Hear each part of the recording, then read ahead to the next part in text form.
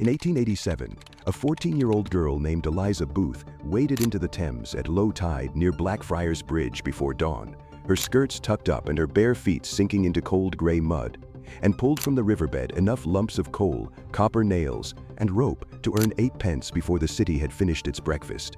Number 4 on this list is exactly what Eliza did, and the principle behind it still works in every coastal city in the world today.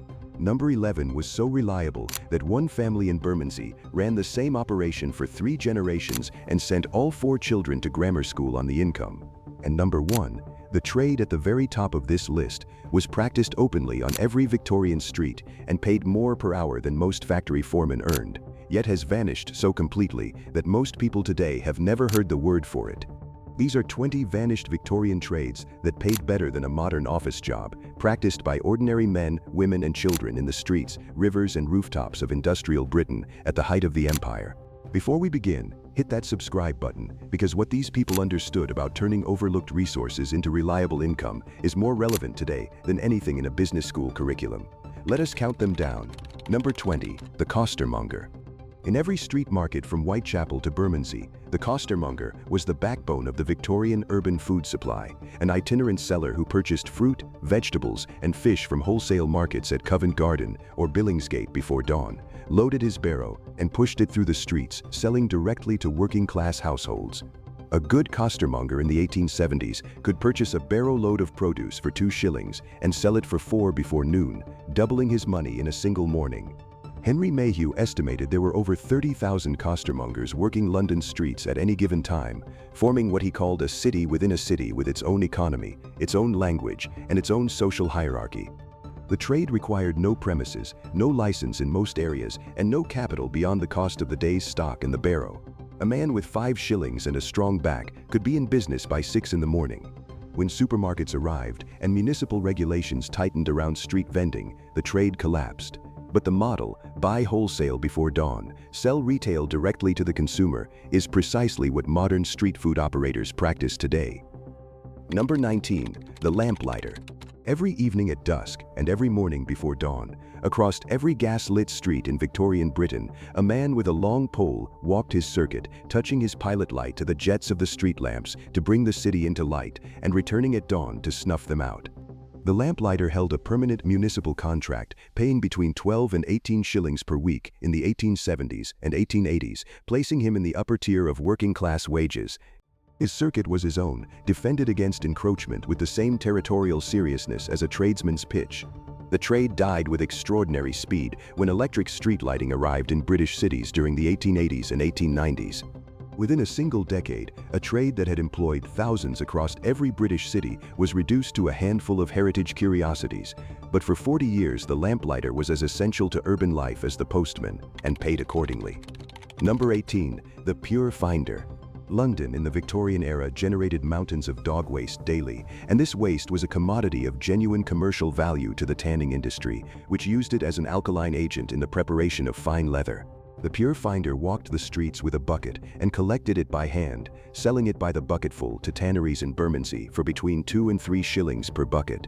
A dedicated pure finder working a productive circuit could collect 4 or 5 buckets on a good day, earning 10 to 15 shillings per week in a trade that required no tools beyond the bucket and no skill beyond the willingness to do what others could not bring themselves to consider. Mayhew found that the best pure finders earned more than factory seamstresses while working shorter hours and answering to no employer. When chemical tanning agents replaced organic ones in the late Victorian period, the market evaporated.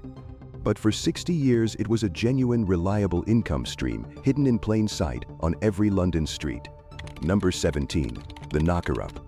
Before the alarm clock was affordable to working-class families, the factory and dock workers of industrial Britain depended on a paid service to wake them for their shifts. The knocker-up walked his circuit before dawn with a long bamboo pole, tapping on bedroom windows at the requested time for a fee of 1 penny per week per household. A knocker-up working a circuit of 200 households earned nearly 17 shillings per week, which was skilled tradesmen's wages for work that required nothing beyond punctuality, a good memory for addresses and times, and the ability to walk several miles before sunrise every day. Mary Smith of Brockley was one of the most famous practitioners, working her East London circuit into the 1930s with a pea shooter, blowing dried peas against upper floor windows. when mass-market alarm clocks became cheap enough for working-class households after the First World War, the trade declined rapidly, but in its prime it was one of the most consistently paid small businesses in industrial Britain, requiring no capital, no premises, and no skill beyond absolute reliability. First pattern break. Here is where things get interesting. Because the next several entries were not simply service trades, they were extraction businesses, and the Victorian city was full of resources that most people literally walked past without seeing. The men, women, and children who could see those resources and knew what to do with them built incomes that their neighbors in factories could not match. Number 16. The Toshers. Beneath the streets of Victorian London ran a network of sewers that periodically flushed coins, jewelry, cutlery, and small valuables washed down from houses and workshops above. The Toshers were the men who entered these sewers to search for recoverable valuables, working in groups of 3 or 4 for safety against the twin dangers of rising tides and toxic gas. A successful toshing expedition yielded between 2 and 5 shillings on an average day. On exceptional days, when a sewer serving a wealthy district produced a concentration of lost valuables, a group could clear £1 or more between them. One tour documented by Mayhew claimed to have found a silver snuff box worth £3 in a Fleet Street sewer, representing more than 2 weeks of factory wages recovered in a single morning. Number 15. The Bone Grubber. The bone grubber walked the streets before the dustmen made their rounds, collecting discarded animal bones from household rubbish and selling them to merchants who processed them into bone meal fertilizer, glue, or bone ash used in fine china manufacture. A dedicated bone grubber covering a productive circuit could collect 30 to 40 pounds of bones per day, translating to 2 to 3 shillings of income achieved in 4 or 5 hours of morning work, rather than 12 hours on a factory floor. The bone grubber, who understood that certain animal bones were worth significantly more than others to specific buyers, could increase his income substantially by sorting and selling selectively. Number 14. The Rag and Bone Man. Distinct from the pure bone grubber, the Victorian rag and bone man collected a broader range of discarded materials: rags for paper and textile recycling, bones, scrap metal, broken glass, and any recoverable material with residual commercial value. A rag and bone man, with his own horse and cart, working a productive London district, could earn 30 to 40 shillings per week in the 1860s and 1870s, placing him firmly in the lower middle-class income bracket. The knowledge of which materials were commanding good prices at the various merchants who bought raw recycled materials was the key professional skill, and experienced operators who maintained good merchant relationships consistently outperformed those who accepted whatever price was offered. Number 13. The Crossing Sweeper. At every major street crossing in Victorian London, particularly outside railway stations, theatres, and the entrances to fashionable shopping streets, a crossing sweeper cleared horse dung and mud from the road to allow well-dressed pedestrians to cross without soiling their clothes, in exchange for a small gratuity. The best pitches, outside the Burlington Arcade on Piccadilly or the entrance to the Haymarket Theatre, were held by experienced operators who had built up regular wealthy clientele, paying a weekly retainer for reliable service. A well-placed crossing sweeper on a busy West End pitch in the 1870s could earn 5 to 7 shillings on a good day, with wealthy regulars sometimes tipping a shilling or more. Second pattern break. This next one is where the math gets fascinating, because the next entries combine physical labor with specific knowledge in ways that made certain Victorian street trades pay at rates rivaling modern professional services when calculated honestly by the hour. Number 12. The Mudlark.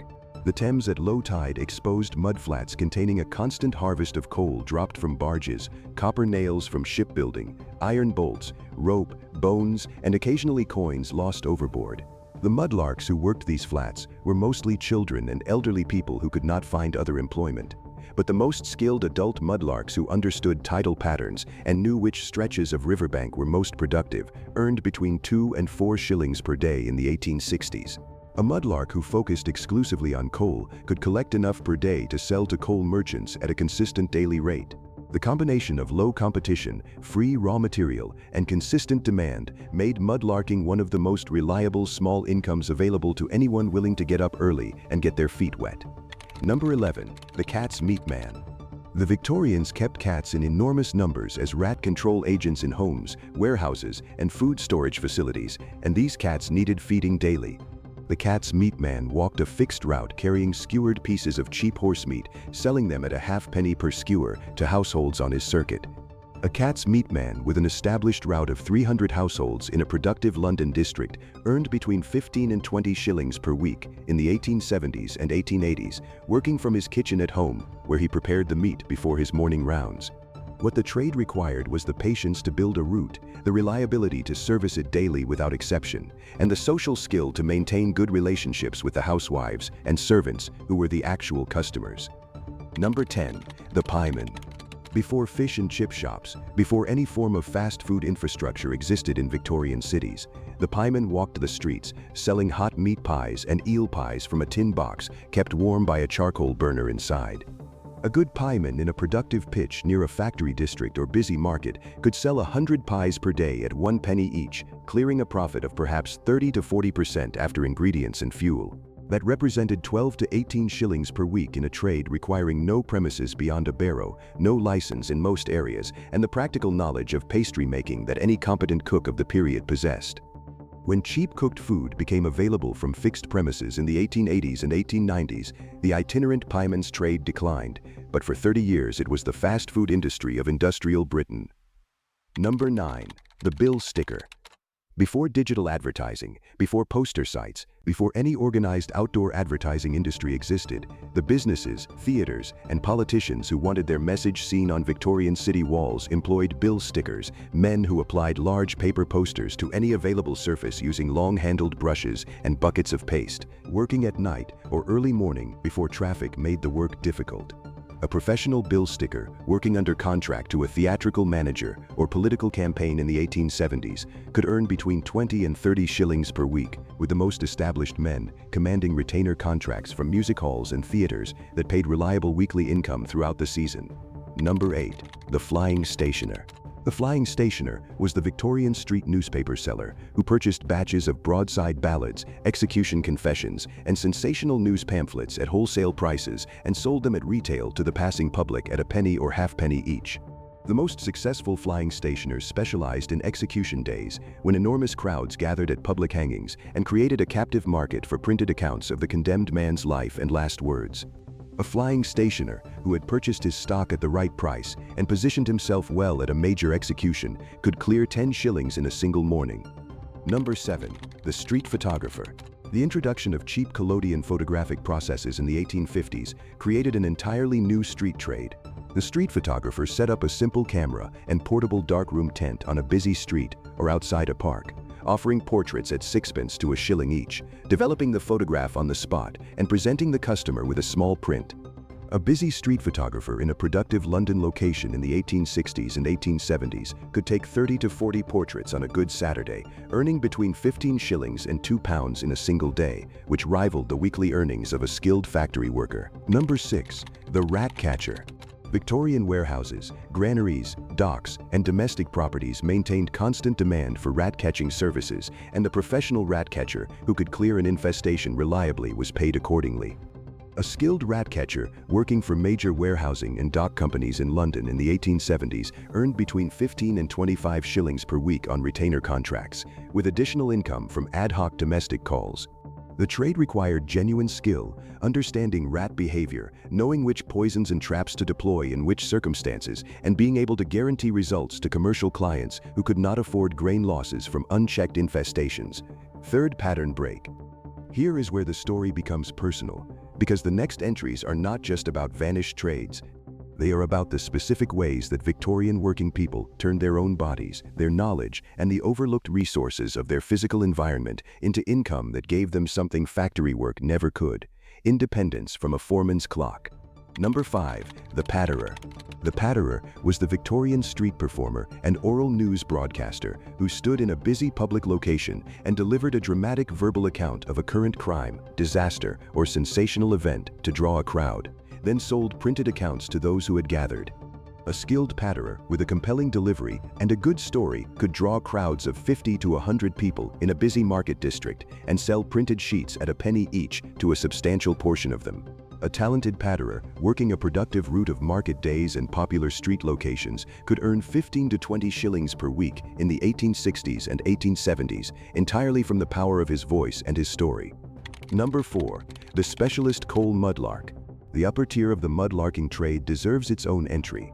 The most successful Victorian mudlarks were not general scavengers, but specialists who understood exactly which stretches of the Thames produced the most reliable coal deposits based on the position of coal barge unloading points upstream and the specific tidal patterns that concentrated fallen coal at predictable locations.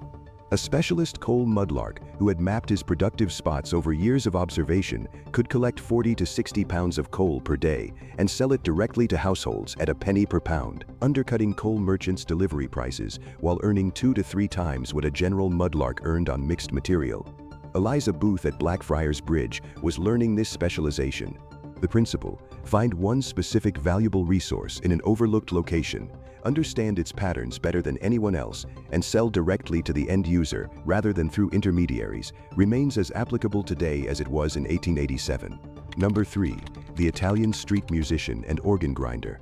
The Italian community in Victorian London, centered in Clerkenwell, developed a highly organized street music economy around the barrel organ, a portable mechanical instrument that played popular tunes when cranked by hand and required no musical skill to operate. The most successful adult Italian street musicians who owned their own instruments and worked productive pitches near theaters, parks, and market squares earned between 15 and 25 shillings per week in the 1870s and 1880s, working 3 to 4 hours per day in the most productive locations. Number 2. The match seller. Before the phosphorus match factory scandal of the 1880s drew public attention to industrial match production, the street match seller represented a different face of the match economy: the independent vendor who purchased boxes of matches at wholesale prices and sold them individually on street corners for a halfpenny or penny profit per transaction. A match seller at a productive corner near a pub entrance, where patrons stepping outside to smoke needed immediate fire, could sell 40 to 50 matches per hour in the evening. The trade was the absolute entry point of Victorian street commerce, requiring as little as sixpence in starting capital and returning a consistent income that the most destitute could access without any prior knowledge or physical strength. Number 1. The master costermonger. We began this list with the humble costermonger, and we finish with him because the highest expression of the Victorian street trade hierarchy was the master costermonger, who had moved from pushing a barrow to operating a full market stall with 2 or 3 hired barrow boys working his surplus stock through surrounding streets.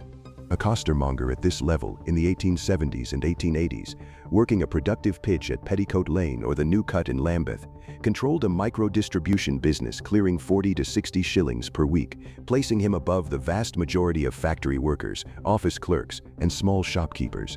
He owned his pitch through custom, answered to no employer, and built a business that could support a family at a standard that factory wages rarely matched. The irony is precise. The trade at the very bottom of the Victorian social hierarchy was practicing a form of independent direct-to-consumer retail that the 21st century would eventually celebrate as entrepreneurship. These 20 vanished Victorian trades share a single common insight.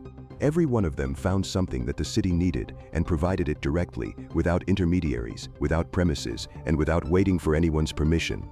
The mudlark found coal in mud. The knocker-up found that punctuality was scarce. The crossing sweeper found that clean feet were worth paying for. None of them needed a business plan, a bank loan, or a formal qualification. They needed to see what was overlooked and provide what was needed. Try one principle from this list this week. Walk your own neighborhood with the eyes of a Victorian street trader. What does everyone need and nobody is providing? What is being thrown away that has residual value? What service would 50 people on your street pay a small amount for every single day? Your great-great-grandparents built entire livelihoods on questions like these. The knowledge is still here. They knew. Now you know too.